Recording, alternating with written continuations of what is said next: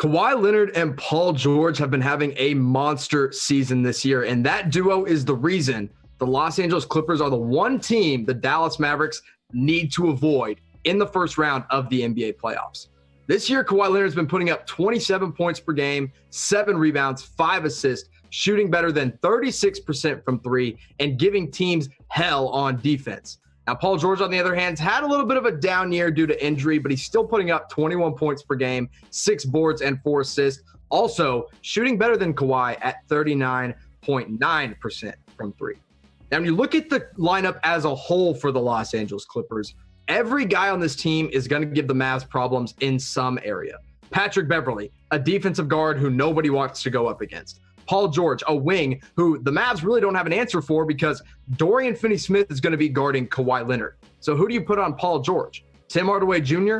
That's an undersized wing to go up against a guy like Paul George, an all-star forward. And then you got Marcus Morris and Ivica Zubac. Of course, the Mavs have Kristaps Porzingis, who's bigger than both of those guys, but both of those guys are a little bit more physical than KP as well.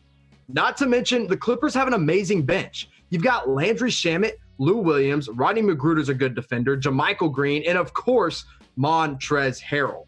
The things that this bench does gives every team in the NBA issues. Not to mention, they also picked up Reggie Jackson this past season.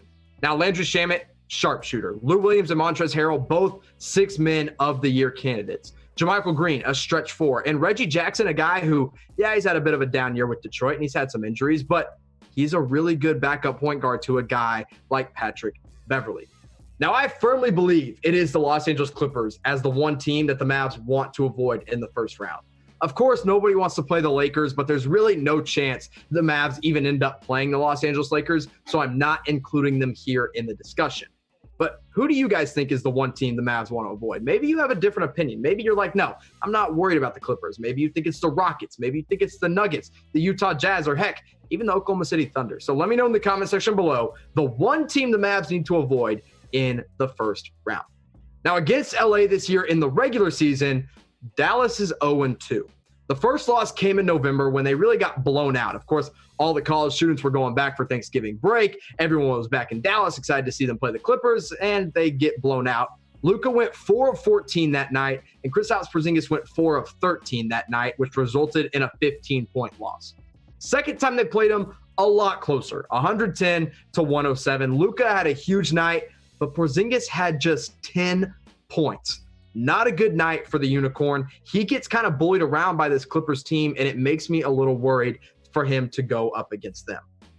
Now, we talked about the wings that the Clippers have in Kawhi Leonard and Paul George. The Mavs' answer for those wings is not very good. You've got Dorian Finney-Smith, one of, I think, the most underrated defenders in the NBA. But if you stick him on Kawhi Leonard, where are you going to put Maxi Kleber? You're going to put him on Marcus Morris? I don't know. You can't put him on Paul George. Again, too big. Maybe you go Maxi on Kawhi and Dorian on Paul George. I really am not sure. Now, DeLon Wright, a great defensive point guard, not big enough to guard a PG or Kawhi. Maybe he can stick a Lou Williams. And then you got Michael Kidd-Gilchrist, who we really don't know what we're going to get out of him because he's a brand new Maverick and he doesn't even play 8 minutes per game. So this Clippers team poses a matchup nightmare for the Dallas Mavericks. I don't want to see them in the first round. I'm afraid that would be a quick exit for our Mavs, and I want to be watching Dallas play for as long as possible when the NBA returns to Orlando.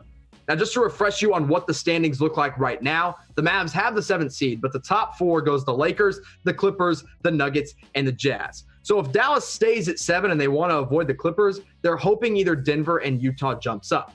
But their better bet is to go ahead and move up in the standings themselves. They're right behind the Houston Rockets and the Oklahoma City Thunder for the 5 or the 6 seed, and they're only 2.5 games behind the Utah Jazz for that 4th seed. So maybe they jump up high enough, they can avoid those teams altogether. Now, of course, the teams way below the Mavs are the Memphis Grizzlies, the Trailblazers, the Pelicans, Kings, Spurs, and Suns. I don't think we'll have to worry about the Mavs falling that far because they are firmly in the 7th seed and should really definitely make the NBA playoffs and hopefully get out of the 7th seed, move up to 5 or 6. Mavs fans, thanks for watching today's video. If you want to keep up with all things Dallas Mavericks, just subscribe to All Things Mavs. We're continuing to grow every single day, and I appreciate it. Go to youtube.com/allthingsmavs.